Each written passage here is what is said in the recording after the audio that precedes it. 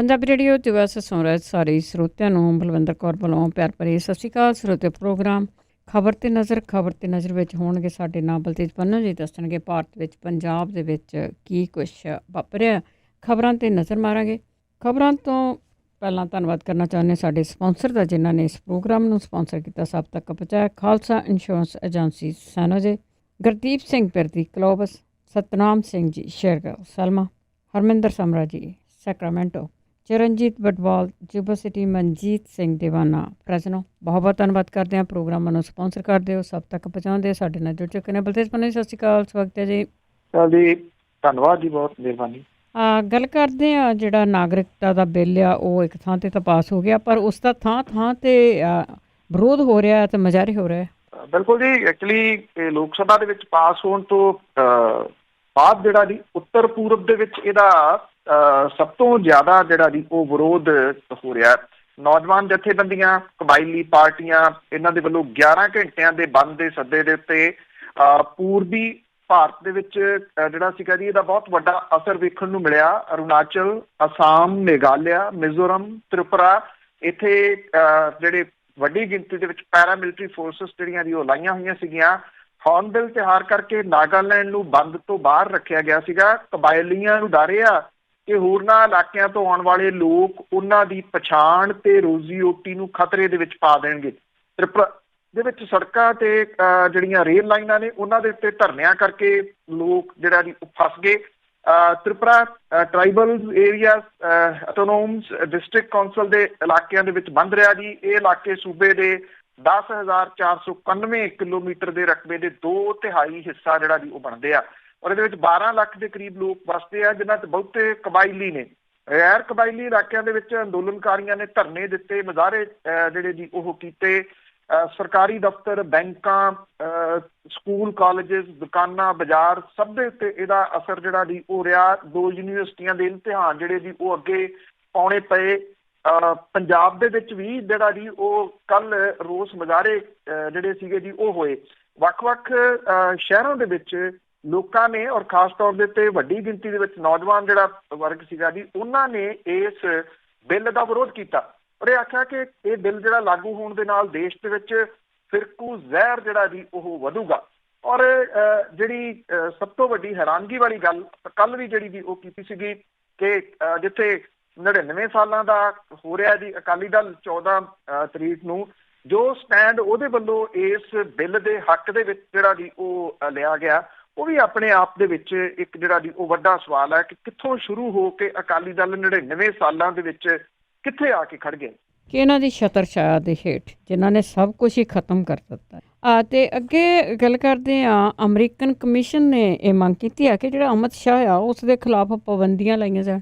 ਇਹ USCIRF ਹੈ ਜੀ, ਜਿਹੜਾ ਕਿ ਇੰਟਰਨੈਸ਼ਨਲ ਜਿਹੜਾ ਧਾਰਮਿਕ ਆਜ਼ਾਦੀ ਬਾਰੇ ਸੰਘੀ ਅਮਰੀਕਨ ਕਮਿਸ਼ਨ ਹੈ, ਉਹਨੇ ਇਹ ਗੱਲ ਕਹੀ ਹੈ ਕਿ ਨਾਗਰਿਕਤਾ ਸੋਧ ਬਿੱਲ ਗਲਤ ਦਿਸ਼ਾ ਦੇ ਵਿੱਚ ਵਧਾਇਆ ਗਿਆ ਇੱਕ ਖਤਰਨਾਕ ਕਦਮ ਹੈ। ਔਰ ਜੇ ਇਹ ਬਿੱਲ ਭਾਰਤੀ ਸੰਸਦ ਦੇ ਵਿੱਚ ਪਾਸ ਹੁੰਦਾ ਤਾਂ ਗ੍ਰਹਿ ਮੰਤਰੀ ਅਮਿਤ ਸ਼ਾਹ ਤੇ ਜਿਹੜੇ ਪ੍ਰਮੁੱਖ ਭਾਰਤੀ ਸਿਆਸੀ ਆਗੂਆਂ ਖਿਲਾਫ ਪਾਬੰਦੀਆਂ ਜਿਹੜੀਆਂ ਜੀ ਉਹ ਲਾਈਆਂ ਜਾਣੀਆਂ ਚਾਹੀਦੀਆਂ ਨੇ। ਇੱਕ ਬਿਆਨ ਜਾਰੀ ਕਰਦਿਆਂ ਹੋਇਆ ਕਮਿਸ਼ਨ ਨੇ ਕਿਹਾ ਜੀ ਕਿ ਨਾਗਰਿਕਤਾ ਸੋਧ ਬਿੱਲ ਵੱਖ-ਵੱਖ ਜਿਹੜੇ ਸ਼ਰਨਾਰਥੀ ਨੇ ਉਹਨਾਂ ਨੂੰ ਨਾਗਰਿਕਤਾ ਦੇਣ ਦੀ ਗੱਲ ਕਰਦਾ ਹੈ, ਪਰ ਇਹਦੇ ਵਿੱਚੋਂ ਇੱਕ ਜਿਹੜਾ ਜੀ ਮੁਸਲਿਮ ਭਾਈਚਾਰਾ ਉਹਨੂੰ ਬਾਹਰ ਰੱਖਿਆ ਗਿਆ। ਔਰ ਇਸ ਤਰ੍ਹਾਂ ਇਹ ਬਿੱਲ ਨਾਗਰਿਕਤਾ ਲਈ ਧਰਮ ਦੇ ਆਧਾਰ ਦੇ ਉੱਤੇ ਕਾਨੂੰਨੀ ਮਾਪਦੰਡ ਜਿਹੜੇ ਉਹ ਤੈਅ ਕਰਦਾ। ਕਮਿਸ਼ਨ ਨੇ ਕਿਹਾ ਜੀ ਕਿ ਇਹ ਬਿੱਲ ਗਲਤ ਦਿਸ਼ਾ ਦੇ ਵਿੱਚ ਚੁੱਕਿਆ ਗਿਆ ਇੱਕ ਖਤਰਨਾਕ ਸਟੈਪ ਹੈ ਔਰ ਭਾਰਤ ਦੇ ਧਰਮ ਨਿਰਪੱਖ, ਵੰਨ ਸਵੰਨਤਾ, ਅਮੀਰ ਵਿਰਸੇ ਤੇ ਭਾਰਤੀ ਸੰਵਿਧਾਨ ਦੇ ਉਲਟ ਹੈ, ਜੋ ਕਿ ਜਿਹੜਾ ਧਾਰਮਿਕ ਜਿਹੜਾ ਦੀ ਭੇਦਭਾਵ ਤੋਂ ਉੱਪਰ ਉੱਠ ਕੇ ਕਾਨੂੰਨ ਦੇ ਸਾਹਮਣੇ ਬਰਾਬਰੀ ਦੀ ਗਰੰਟੀ ਦਿੰਦਾ। ਕਮਿਸ਼ਨ ਨੇ ਵੀ ਕਿਹਾ ਕਿ ਉਹ ਭਾਰਤੀ ਲੋਕ ਸਭਾ ਦੇ ਵੱਲੋਂ ਨਾਗਰਿਕਤਾ ਸੋਧ ਬਿੱਲ ਪਾਸ ਕੀਤੇ ਜਾਣ ਤੋਂ ਬਹੁਤ ਫਿਕਰਮੰਦ ਹੈ। ਇਹ ਕਮਿਸ਼ਨ ਇਹ ਵੀ ਕਹਿੰਦਾ ਹੈ ਕਿ ਜੇ ਬਿੱਲ ਭਾਰਤ ਦੇ ਦੋਵਾਂ ਸਦਨਾਂ ਦੇ ਵੱਲੋਂ ਪਾਸ ਕਰ ਦਿੱਤਾ ਜਾਂਦਾ ਤਾਂ ਅਮਰੀਕਨ ਸਰਕਾਰ ਨੂੰ ਭਾਰਤ ਦੇ ਗ੍ਰਹਿ ਮੰਤਰੀ ਅਮਿਤ ਸ਼ਾਹ ਤੇ ਉਹਨਾਂ ਵਰਗੇ ਵੱਡੇ ਜਿਹੜੇ ਸਿਆਸੀ ਆਗੂ ਨੇ ਉਹਨਾਂ ਦੇ ਖਿਲਾਫ ਪਾਬੰਦੀਆਂ ਜਿਹੜੀਆਂ ਜੀ ਉਹ ਆਇਦ ਕਰਨੀਆਂ ਚਾਹੀਦੀਆਂ ਨੇ। USCIRF ਜਿਹੜੀ ਹੈ ਜੀ ਇੱਕ ਇੰਡੀਪੈਂਡੈਂਟ ਸੰਸਥਾ ਹੈ ਜਿਹੜੀ ਕਿ 1988 ਦੇ ਵਿੱਚ ਹੋਂਦ ਦੇ ਵਿੱਚ ਆਈ ਸੀ ਔਰ ਇਹ ਸੰਸਥਾ ਦੁਨੀਆ ਭਰ ਦੇ ਵਿੱਚ ਧਰਮ ਦੇ ਆਧਾਰ ਦੇ ਉੱਤੇ ਹੁੰਦੇ ਪੱਖਪਾਤ ਦੀ ਨਿਗਰਾਨੀ ਕਰਦੇ ਅਮਰੀਕਨ ਰਾਸ਼ਟਰਪਤੀ, ਸੈਕਟਰੀ ਆਫ ਸਟੇਟ ਤੇ ਕਾਂਗਰਸ ਨੂੰ ਕਾਰਵਾਈ ਦੀ ਸਿਫਾਰਿਸ਼ ਜਿਹੜੀ ਹੈ ਜੀ ਉਹ ਕਰਦੀ ਹੈ। 2002 ਦੇ ਵਿੱਚ ਗੁਜਰਾਤ ਦੇ ਵਿੱਚ ਹੋਏ ਦੰਗਿਆਂ ਤੋਂ ਬਾਅਦ ਇਸੇ ਸੰਸਥਾ ਨੇ ਗੁਜਰਾਤ ਦੇ ਉਦੋਂ ਦੇ ਮੁੱਖ ਮੰਤਰੀ ਨਰਿੰਦਰ ਮੋਦੀ ਹੋਰਾਂ ਦੇ ਖਿਲਾਫ ਪਾਬੰਦੀਆਂ ਲਾਉਣ ਦੀ ਸਿਫਾਰਿਸ਼ ਜਿਹੜੀ ਜੀ ਉਹ ਕੀਤੀ ਸੀਗੀ। ਉਧਰ ਜਿਹੜਾ ਭਾਰਤ ਦਾ ਵਿਦੇਸ਼ ਮੰਤਰਾਲਾ ਹੈ ਜੀ, ਉਹਨੇ ਇਹ ਗੱਲ ਕਹੀ ਹੈ ਕਿ USCIRF ਜਿਹੜੀ ਆ ਉਹ ਨਾਗਰਿਕਤਾ ਸੋਧ ਬਾਰੇ ਬਿਆਨ ਨਾ ਤਾਂ ਢੁਕਵਾਂ ਤੇ ਨਾ ਹੀ ਦਰੁਸਤ ਹੈ। ਜਿਹੜਾ ਵਿਦੇਸ਼ ਮੰਤਰਾਲਾ ਜੀ ਉਹ ਕਹਿੰਦਾ ਕਿ ਸੰਸਥਾ ਦੇ ਵੱਲੋਂ ਸਿਰਫ ਆਪਣੇ ਅੰਦਾਜ਼ੇ ਲਾ ਕੇ ਪੱਖਪਾਤੀ ਢੰਗ ਦੇ ਨਾਲ ਬਿਆਨ ਜਿਹੜਾ ਜੀ ਉਹ ਜਾਰੀ ਕੀਤਾ ਜਿਹੜਾ ਜੀ ਉਹ ਗਿਆ। ਉਧਰ ਅੱਜ ਇਹ ਜਿਹੜਾ ਬਿੱਲ ਹੈ ਇਹ ਰਾਜ ਸਭਾ ਦੇ ਵਿੱਚ ਜਿਹੜਾ ਜੀ ਉਹ ਆਉਣਾ ਆ, ਔਰ ਜਿਹੜੀ ਕਾਂਗਰਸ ਦੀ ਘੁਰਕੀ ਆ ਉਹਦੇ ਮੂਹਰੇ ਹੁਣ ਸ਼ਿਵ ਸੈਨਾ ਨੇ ਜਿਹੜਾ ਜੀ ਇਹ ਗੱਲ ਕਹੀ ਆ ਕਿ ਇਹਦੇ ਵਿੱਚ ਉਹਨੂੰ ਕੁਝ ਨਵੀਆਂ ਕਲੌਜ਼ ਜਿਹੜੀਆਂ ਉਹਨੇ ਸੁਜੈਸਟ ਕੀਤੀਆਂ ਨੇ ਉਹ ਪਾਓ ਤਾਂ ਰਾਜ ਸਭਾ ਦੇ ਵਿੱਚ ਅਸੀਂ ਤੁਹਾਡੀ ਮਦਦ ਕਰਾਂਗੇ। ਜਿੱਥੋਂ ਤੱਕ JDU ਦੀ ਜਿਹੜੀ ਦੀ ਉਹ ਗੱਲ ਹੈ, ਜਨਤਾ ਦਲ ਯੂਨਾਈਟਿਡ, ਉਹਦੇ ਵਿੱਚ ਵੀ ਜਿਹੜੀਆਂ ਦੀ ਉਹ ਵੰਡੀਆਂ ਪੈ ਗਈਆਂ ਨੇ, ਔਰ ਜਿਹੜੇ ਆਗੂ ਨੇ ਉਹ ਫਟ ਗਏ ਨੇ। ਜੋ ਭਾਰਤੀ ਜਨਤਾ ਪਾਰਟੀ ਐਕਚੁਅਲੀ ਚਾਹੁੰਦੀ ਸੀ ਉਹਦੇ ਨਾਲ ਦੇਖਣਾ ਇਹ ਹੋਊਗਾ ਕਿ ਇਹ ਫਟੇ ਹੋਏ ਆਗੂ ਜਿਹੜੇ ਨੇ ਉਹ ਰਾਜ ਸਭਾ ਦੇ ਵਿੱਚ ਇਸ ਬਿੱਲ ਨੂੰ ਪਾਸ ਕਰਾਉਣ ਦੇ ਵਾਸਤੇ ਜਿਹੜਾ ਜੀ ਕਿਵੇਂ ਸਹਾਈ ਹੁੰਦੇ ਨੇ ਭਾਰਤੀ ਜਨਤਾ ਪਾਰਟੀ ਦੀ ਸਰਕਾਰ ਦੇ ਜਿਹੜਾ ਜੀ ਉਹ ਵਾਸਤੇ। ਹੈ ਤਾਈ ਹੈ ਜੀ ਨੇੜੇ ਤੇੜੇ, ਪਰ ਲੱਗਦਾ ਹੈ ਕਿ ਜਿਹੋ ਜਿਹੇ ਹਾਲਾਤ ਬਣੇ ਹੋਏ ਆ ਕਿ ਰਾਜ ਸਭਾ ਦੇ ਵਿੱਚੋਂ ਪਾਸ ਕਰਵਾ ਲੂਗੀ ਜੀ ਕੇਂਦਰ ਦੀ ਸਰਕਾਰ। ਬਿਲਕੁਲ ਜੀ, ਖਰੀਦੋ ਫਰੋਖਤ ਕਰਨ ਦੇ ਵਿੱਚ ਤੇ ਮਾਰ ਹੈਗੇ ਆ। ਤੇ ਅੱਗੇ ਗੱਲ ਕਰਦੇ ਆ, ਵੱਡੀ ਗਿਣਤੀ ਦੇ ਵਿੱਚ ਜਿਹੜੇ ਕੈਂਸਰ ਦੇ ਰੋਗੀ ਆ ਉਹ ਸਰਕਾਰ ਦੀ ਮਦਦ ਦੀ ਉਡੀਕ ਵਿੱਚ ਬੈਠੇ ਆ। ਦੇਖੋ ਇੱਕ ਪਾਸੇ ਤਾਂ ਇਹ ਜਿਹੜੀ ਖਤਰਨਾਕ ਘਾਤਕ ਬਿਮਾਰੀ ਆ, ਇਹਦੇ ਜਿਹੜੇ ਦੀ ਕਿਉਂ ਇੰਨੀ ਜ਼ਿਆਦਾ ਇੱਕ ਖਿੱਤੇ ਦੇ ਵਿੱਚ ਆ, ਇਹਦੇ ਉੱਤੇ ਗੱਲ ਹੀ ਹੁਣ ਹਾਲ ਦੀ ਘੜੀ ਹਟ ਗਈ, ਔਰ ਇਹਨੂੰ ਕਿਵੇਂ ਰੋਕਿਆ ਜਾਵੇ ਇਹਦੇ ਉੱਤੇ ਬਹੁਤੀ ਗੱਲ ਨਹੀਂ ਹੁੰਦੀ। ਠੱਗੀਆਂ ਠੋਰੀਆਂ ਇਹਦੇ ਨਾਂ ਦੇ ਉੱਤੇ ਇੰਨੀਆਂ ਨੇ ਜੀ। ਕੈਂਸਰ ਦੇ ਇਲਾਜ ਦੇ ਨਾਂ ਦੇ ਹੇਠ ਮਿਲੀਅਨਸ ਆਫ ਜਿਹੜਾ ਦੀ ਉਹ ਡਾਲਰ ਇਕੱਠੇ ਕਰਨ ਵਾਲੇ ਵੀ ਇੱਥੇ ਫਿਰਦੇ ਨੇ, ਜਿਹੜੇ ਭਾਸ਼ਣ ਬੜਾ ਜਿਹੜਾ ਦੀ ਉਹ ਲੱਛੇਦਾਰ ਕਰਦੇ ਨੇ, ਔਰ ਲੋਕਾਂ ਨੂੰ ਮਗਰ ਲਾ ਕੇ ਉਹ ਗੱਲ ਇਹ ਵੀ ਕਰਦੇ ਨੇ ਕਿ ਪਿੰਡਾਂ ਥਾਵਾਂ ਦੇ ਵਿੱਚ ਉਹ ਤਾਂ ਕੈਂਪ ਲਾ ਕੇ ਪਤਾ ਨਹੀਂ ਉਹਨਾਂ ਨੇ ਜਿਹੜਾ ਦੀ ਉਹ ਕੀ ਕੀਤਾ ਕੀ ਆ, ਉਹ ਵੀ ਬਹੁਤਾ ਕੁਛ ਜਿਹੜਾ ਦੀ ਉਹ ਲੋਕਾਂ ਦੇ ਸਾਹਮਣੇ ਆ। ਇੱਕ ਤਾਂ ਜਿਹੜੇ ਪ੍ਰਵਾਸੀ ਨੇ ਜੀ ਉਹਨਾਂ ਨੂੰ ਇਹ ਠੱਗੀਆਂ ਤੋਂ ਬਚਣ ਦੀ ਜ਼ਰੂਰਤ ਆ ਜੀ, ਔਰ ਜਿਹੜੀ ਸਰਕਾਰ ਹੈ ਪੰਜਾਬ ਸਰਕਾਰ ਉਹਦੇ ਵੱਲੋਂ ਕੈਂਸਰ ਪੀੜਤਾਂ ਨੂੰ ਮੁੱਖ ਮੰਤਰੀ ਜਿਹੜਾ ਰਾਹਤ ਕੋਸ਼ ਹੈ ਜੀ ਉਹਦੇ ਵਿੱਚੋਂ ਦਿੱਤੀ ਜਾਣ ਵਾਲੀ ਜਿਹੜੀ ਸਹਾਇਤਾ ਉਹ ਵੀ ਇਸ ਵੇਲੇ ਖਜ਼ਾਨੇ ਖਾਲੀ ਹੋਣ ਦਾ ਜਿਹੜਾ ਜੀ ਉਹਦਾ ਸ਼ਿਕਾਰ ਹੋ ਗਈ ਹੈ। ਬੇਸ਼ੱਕ ਅਧਿਕਾਰੀ ਇਹ ਦਾਅਵਾ ਕਰਦੇ ਆ ਜੀ ਕਿ ਕੈਂਸਰ ਰੋਗੀਆਂ ਨੂੰ ਇਹਦਾ ਜਿਹੜਾ ਖਜ਼ਾਨੇ ਦੇ ਮਾੜੇ ਹਾਲਾਤਾਂ ਦਾ ਜਿਹੜਾ ਦੀ ਕੋਈ ਅਸਰ ਨਹੀਂਗਾ, ਕੋਈ ਮਾਮਲਾ ਬਕਾਇਆ ਨਹੀਂਗਾ, ਪਰ ਸਿਹਤ ਵਿਭਾਗ ਦੇ ਮੁਤਾਬਕ 2000 ਦੇ ਕਰੀਬ ਮਰੀਜ਼ ਜਿਹੜੇ ਨੇ ਉਹ ਸਰਕਾਰ ਦੇ ਵੱਲੋਂ ਦਿੱਤੀ ਜਾਣ ਵਾਲੀ ਮਾਲੀ ਸਹਾਇਤਾ ਦੇ ਇੰਤਜ਼ਾਰ ਦੇ ਵਿੱਚ ਨੇ ਜੀ।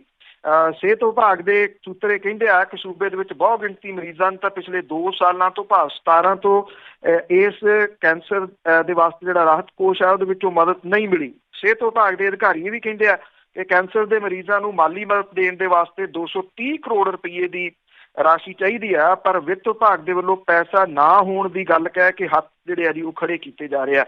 ਔਰ ਪੰਜਾਬ ਸਰਕਾਰ ਦੇ ਵੱਲੋਂ ਕੈਂਸਰ ਪੀੜਤਾਂ ਨੂੰ ਦਿੱਤੀ ਜਾਂਦੀ ਸਹਾਇਤਾ ਦੇ ਵਿੱਚ ਵੱਡਾ ਕੱਟ ਵੀ ਜਿਹੜਾ ਜੀ ਉਹ ਲਾਇਆ ਗਿਆ। ਸਿਹਤ ਵਿਭਾਗ ਦੇ ਜਿਹੜੇ ਅਧਿਕਾਰੀ ਨੇ ਉਹ ਇਹ ਕਹਿੰਦੇ ਨੇ ਕਿ ਕੈਂਸਰ ਪੀੜਤਾਂ ਨੂੰ ਜੇ ਪੂਰਨ ਮਾਲੀ ਤੌਰ ਦੇ ਉੱਤੇ ਮਦਦ ਜਿਹੜੀ ਜੀ ਦੇਣੀ ਹੋਵੇ ਤਾਂ ਸਾਲਾਨਾ 60 ਕਰੋੜ ਰੁਪਈਆ ਚਾਹੀਦਾ, ਪਰ ਵਿੱਤ ਵਿਭਾਗ ਦੇ ਵੱਲੋਂ ਸਿਰਫ 10 ਕਰੋੜ ਰੁਪਈਏ ਦਾ ਪ੍ਰਬੰਧ ਜਿਹੜਾ ਜੀ ਉਹ ਕੀਤਾ ਗਿਆ।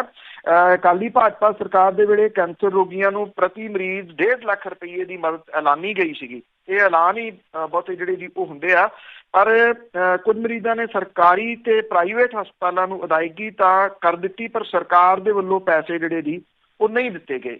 ਇੱਕ ਤਾਂ ਇਹਦੀ ਰੋਕਥਾਮ ਦੀ ਗੱਲ ਜਾਂ ਇਹ ਕਿਉਂ ਹੁੰਦਾ ਉਹਦੀ ਗੱਲ ਉਸ ਤੋਂ ਸਰਕਾਰ ਜਿਹੜੀ ਜੀ ਉਹ ਵਿਸੜੀ ਆ।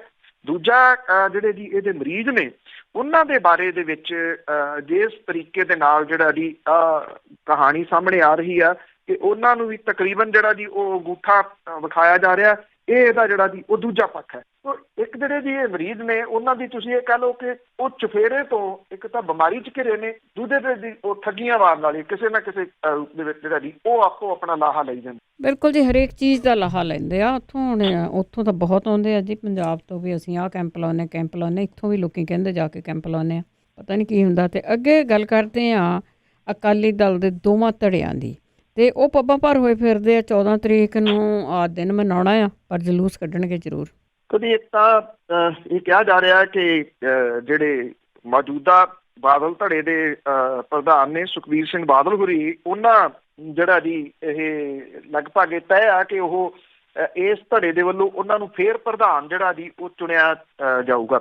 ਇਹ ਵੀ ਸ਼ਾਇਦ ਪਿਛਲੇ ਕੁਝ ਦਹਾਕੇ ਤੋਂ ਵੱਧ ਸਮੇਂ ਤੋਂ ਪਹਿਲੀ ਵਾਰੀ ਆ ਕਿ ਜਿਹੜਾ ਜੀ ਇੱਕ ਮੁਸ਼ਕਲ ਦਾ ਸਾਹਮਣਾ, ਵੱਡੀ ਮੁਸ਼ਕਲ ਦਾ ਸਾਹਮਣਾ ਜਿਹੜਾ ਉਹ ਬਾਦਲ ਧੜੇ ਨੂੰ ਇਸ ਵੇਲੇ ਕਰਨਾ ਜਿਹੜਾ ਜੀ ਉਹ ਪੈ ਰਿਹਾ। ਜਿਹੜਾ ਅਕਾਲੀ ਦਲ ਟਕਸਾਲੀ ਆ ਉਹਨੇ ਹੱਥ ਜਿਵੇਂ ਜਿਹੜਾ ਜੀ ਉਹ ਮਿਲਾਏ ਆ, ਔਰ ਸੁਖਦੇਵ ਸਿੰਘ ਢੀਂਡਸਾ ਹੋਰੀ ਜਿਹੜੀ ਇਹਦੀ ਸਰਪ੍ਰਸਤੀ ਕਰ ਰਹੇ ਆ, ਔਰ ਇਹ ਕਿਹਾ ਜਾ ਰਿਹਾ ਹੈ ਕਿ ਡਿਸਟ੍ਰਿਕਟ ਲੈਵਲ ਤੱਕ ਅਪਰੋਚ ਜਿਹੜੀ ਹੈ ਜੀ ਉਹ ਕੀਤੀ ਜਾ ਰਹੀ ਆ। ਜਿਹੜਾ ਇਹ ਟਕਸਾਲੀ ਅਕਾਲੀ ਦਲ ਦੇ ਹੈਗੇ ਨੇ ਨੁਮਾਇੰਦੇ, ਉਹਨਾਂ ਦੇ ਵੱਲੋਂ ਉਹ ਅਕਾਲੀ ਪਰਿਵਾਰ ਜਿਹੜੇ ਵਾਕਈ ਟਕਸਾਲੀ ਹੁੰਦੇ ਸੀਗੇ, ਉਹਨਾਂ ਦੇ ਘਰਾਂ ਤੱਕ ਅਪਰੋਚ ਜਿਹੜੀ ਹੈ ਜੀ ਉਹ ਕੀਤੀ ਜਾ ਰਹੀ ਆ। 14 ਦਸੰਬਰ ਨੂੰ ਅੰਮ੍ਰਿਤਸਰ ਦੇ ਵਿੱਚ ਇਹ ਦੋਏ ਧੜੇ ਜਿਹੜੇ ਆ ਜੀ ਉਹ ਆਪੋ ਆਪਣਾ ਸਮਾਗਮ ਕਰਨਗੇ। ਬੇਸ਼ੱਕ ਸੁਖਦੇਵ ਸਿੰਘ ਢੀਂਡਸਾ ਹੋਰੀ ਕਹਿੰਦੇ ਆ ਕਿ ਉਹ ਕੋਈ ਉੱਥੇ ਸ਼ਕਤੀ ਪ੍ਰਦਰਸ਼ਨ ਨਹੀਂ ਕਰ ਰਹੇ, ਪਰ ਇਹ ਪਤਾ ਹੈ ਜੀ ਕਿ ਉਸ ਦਿਨ ਇੱਕ ਵੱਡੀ ਉਥਲ ਪੁਥਲ ਦੇ ਆਸਾਰ ਜਿਹੜੇ ਜੀ ਉਹ ਪੂਰੇ ਬਣੇ ਹੋਏ ਆ।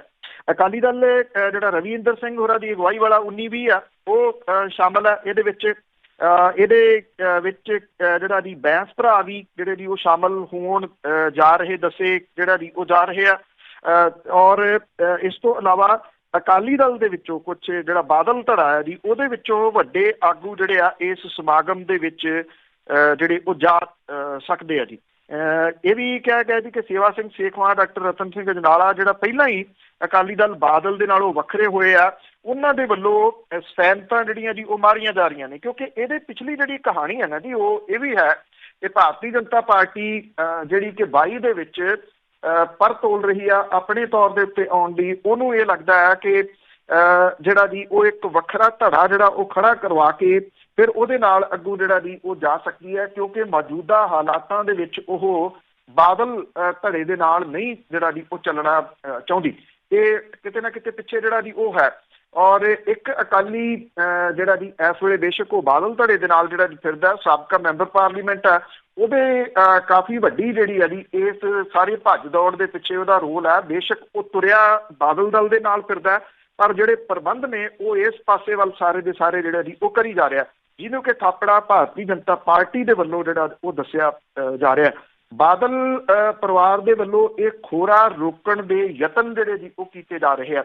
ਇਹ ਯਤਨਾਂ ਦੇ ਵਿੱਚ ਉਹ ਸਫਲ ਹੁੰਦੇ ਆ ਜਾਂ ਨਹੀਂ, ਪਰ ਇੰਨਾ ਕਿ ਜਿਹੜਾ ਪਤਾ ਲੱਗ ਰਿਹਾ ਕਿ ਜਿਵੇਂ ਕੱਲ ਆਪਾਂ ਗੱਲ ਕੀਤੀ ਸੀਗੀ ਕਿ ਪਰਮਿੰਦਰ ਸਿੰਘ ਢੀਂਡਸਾ ਹੋਰੀ ਜਿਹੜੇ ਜੀ ਉਹ ਆਪਣੇ ਪਿਤਾ ਸੁਖਦੇਵ ਸਿੰਘ ਢੀਂਡਸਾ ਹੋਰਾਂ ਦੇ ਨਾਲ ਜਾਣਗੇ, ਔਰ ਉਹਨਾਂ ਜਿਹੜੇ ਜੀ ਉਹ ਦੋਵੇਂ ਜਿਹੜੇ ਪਿਓ ਪੁੱਤ ਨੇ ਉਹ ਦਿੱਲੀ ਇਸ ਵੇਲੇ ਬੈਠੇ ਨੇ ਕਿ ਇੱਥੇ ਸ਼ਾਇਦ ਪ੍ਰੈਸ਼ਰ ਦੇ ਤਹਿਤ ਕਿਤੇ ਜਿਹੜਾ ਜੀ ਉਹ ਪਰਮਿੰਦਰ ਸਿੰਘ ਢੀਂਡਸਾ ਹੋਰੀ ਨਾ ਆ ਜਾਣ। ਜਿਹੋ ਜਿਹਾ ਪ੍ਰੈਸ਼ਰ ਉਹਨਾਂ ਦੇ ਘਰੇ ਪਹੁੰਚ ਕੇ ਇਹਨਾਂ ਆਗੂਆਂ ਦੇ ਵੱਲੋਂ ਪਾਉਣ ਦੀ ਕੋਸ਼ਿਸ਼ ਕੀਤੀ ਜਾ ਰਹੀ ਸੀ। ਬਿਲਕੁਲ ਜੀ, ਉਹਨਾਂ ਨੂੰ ਪਤਾ ਹੈ ਢੀਂਡਸੇ ਹੋਣਾ ਨੂੰ ਕਿ ਬੰਦੇ ਕਿੱਦਾਂ ਲਕੋਏ ਜਾਂਦੇ, ਤਾਂ ਉਹਨੇ ਆਪਣਾ ਪੁੱਤਰ ਹੀ ਲਕੋ ਲਿਆ। ਤੇ ਅੱਗੇ ਪੰਜਾਬ ਦੇ ਪਿੰਡਾਂ ਦੇ ਵਿੱਚ ਰਹਿਣ ਵਾਲੇ ਲੋਕਾਂ ਦੀ ਗੱਲ ਕਰੀਏ ਤੇ ਸ਼ੂਗਰ ਦੀ ਬਿਮਾਰੀ ਨੇ ਘੇਰਿਆ। ਬਿਲਕੁਲ ਜੀ, ਪਿੰਡਾਂ ਨੂੰ ਦੇਹਾਤ ਨੂੰ ਹੁਣ ਜਿਹੜਾ ਜੀ ਸ਼ੂਗਰ ਨੇ ਵੀ ਜੱਫਾ ਜਿਹੜਾ ਜੀ ਉਹ ਮਾਰ ਲਿਆ।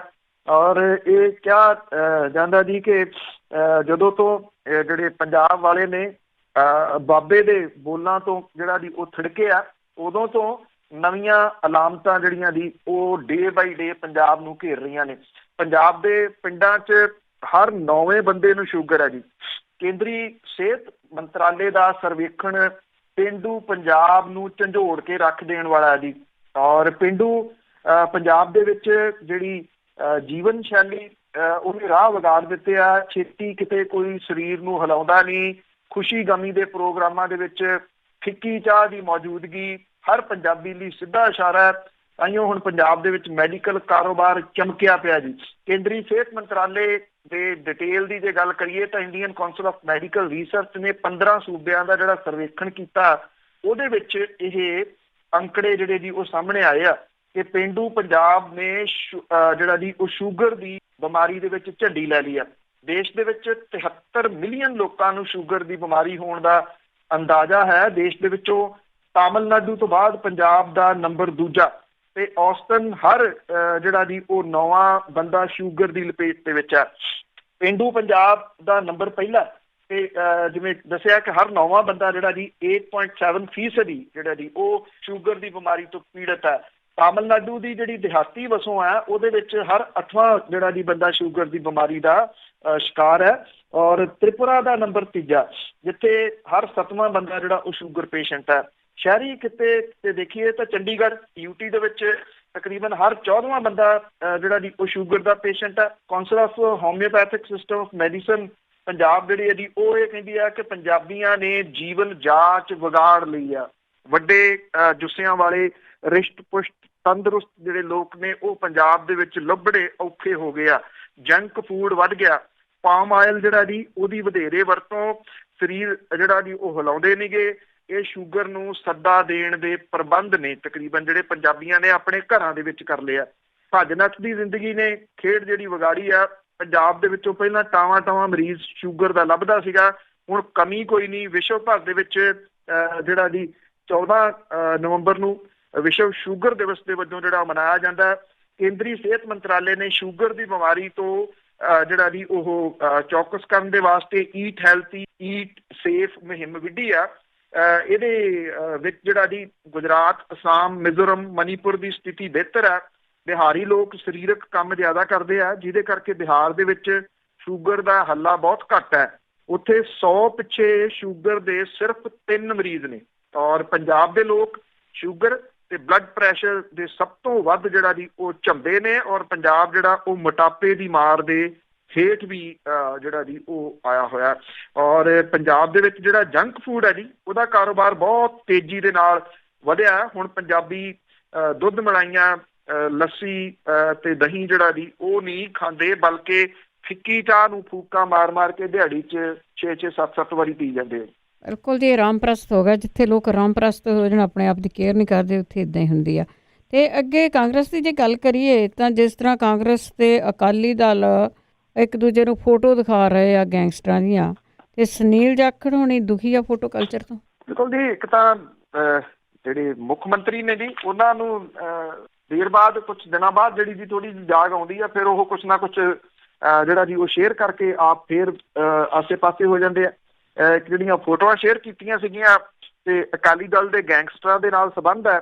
ਅਕਾਲੀ ਦਲ ਨੇ ਦੂਜੀਆਂ ਫੋਟੋਆਂ ਜਿਹੜੀਆਂ ਜੀ ਉਹ ਜਾਰੀ ਕਰਤੀਆਂ ਕਿ ਇਹ ਤਾਂ ਕਾਂਗਰਸ ਦੇ ਸੀਗੇ ਜੀ। ਹੁਣ ਕਾਂਗਰਸ ਵਾਲੇ ਜਿਹੜੇ ਜੀ ਉਹ ਇਹਦੇ ਉੱਤੇ ਆਪਣੇ ਸਪਸ਼ਟੀਕਰਨ ਦਿੰਦੇ ਫਿਰਦੇ ਆ ਕਿ ਉਹ ਕਿਵੇਂ ਆਇਆ ਸੀ। ਦੂਜੇ ਪਾਸੇ ਉਹ ਇਹ ਕਹੀ ਜਾਂਦਾ ਕਿ ਮੈਂ ਗੈਂਗਸਟਰ ਨੀਗਾ, ਔਰ ਇਹ ਵੀ ਕਹੀ ਜਾਂਦਾ ਕਿ ਮੇਰੇ ਉੱਤੇ ਕੋਈ ਕੇਸ ਜਿਹੜਾ ਜੀ ਉਹ ਚੱਲਦਾ ਨੀਗਾ। ਇਹ ਵੀ ਕਹਿੰਦਾ ਹੈ ਕਿ ਮੈਂ ਦੋਨਾਂ ਸਿਆਸੀ ਪਾਰਟੀਆਂ ਨੂੰ ਮਾਨਹਾਨੀ ਦਾ ਜਿਹੜਾ ਜੀ ਉਹ ਨੋਟਿਸ ਦਊਂਗਾ ਕਿ ਮੈਨੂੰ ਗੈਂਗਸਟਰ ਕਹਿ ਕੇ ਬਦਨਾਮ ਕੀਤਾ ਜਿਹੜਾ ਜੀ ਉਹ ਜਾ ਰਿਹਾ। ਸੁਨੀਲ ਜਾਖੜ ਹੋਰੀ ਜਿਹੜੇ ਪੰਜਾਬ ਪ੍ਰਦੇਸ਼ ਕਾਂਗਰਸ ਦੇ ਪ੍ਰਧਾਨ ਨੇ ਜੀ ਉਹ ਵੀ ਔਖੇ ਨੇ ਇਹਦੇ ਤੋਂ। ਕਹਿੰਦੇ ਕਿ ਮੈਂ ਹੁਣ ਇੱਕ ਬੈਜ ਲਾ ਲੈਣਾ ਆਪਣੇ, ਜਿਹਦੇ ਉੱਤੇ ਲਿਖਿਆ ਹੋਊਗਾ ਕਿ ਜਿਹੜਾ ਵਿਅਕਤੀ ਮੇਰੇ ਨਾਲ ਫੋਟੋ ਖਿਚਵਾ ਰਿਹਾ ਉਹਦੇ ਵਾਸਤੇ ਮੈਂ ਜ਼ਿੰਮੇਵਾਰ ਨਹੀਂ। ਸੁਨੀਲ ਜਾਖੜ ਇਹ ਵੀ ਕਹਿੰਦੇ ਆ ਕਿ ਜਨਤਕ ਜੀਵਨ ਦੇ ਵਿੱਚ ਕੌਣ ਮੇਰੇ ਨਾਲ ਫੋਟੋ ਖਿਚਵਾ ਰਿਹਾ ਇਹਦੇ ਬਾਰੇ ਮੈਨੂੰ ਜਾਣਕਾਰੀ ਨਹੀਂ ਹੋ ਸਕਦੀ। ਉਹ ਕਹਿੰਦੇ ਜੇ ਫੋਟੋ ਖਿਚਵਾਉਣ ਤੋਂ ਨਾ ਕਰਦੇ ਹੋ ਤਾਂ ਲੋਕ ਕਹਿੰਦੇ ਆ ਕਿ ਹੰਕਾਰੀ ਹੋ ਗਿਆ।